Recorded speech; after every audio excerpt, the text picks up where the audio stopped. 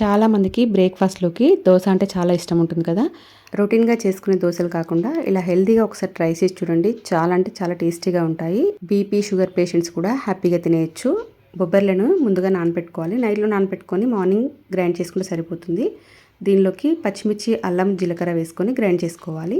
కొంచెం బియ్యం వేసుకుంటే క్రిస్పీగా వస్తాయి. బియ్యం లేకున్నా దోశలు వస్తాయి, మీ ఇష్టం. కావాలంటే యాడ్ చేసుకోండి. బియ్యము కొన్ని మెంతులు యాడ్ చేసుకొని గ్రైండ్ చేసుకొని దానిలోకి సరిపడా ఉప్పు వేసుకొని ఇలా వెంటనే దోశలు వేసేసుకోవచ్చు. ఫర్మెంట్ చేయాల్సిన అవసరం లేదు.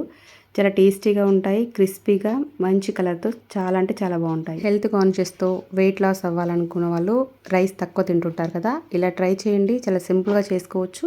టేస్ట్ కూడా సూపర్గా ఉంటుంది. రెసిపీ ఎలా అనిపించింది? నచ్చిందా? నచ్చిన వాళ్ళు లైక్ చేయడం మర్చిపోకండి.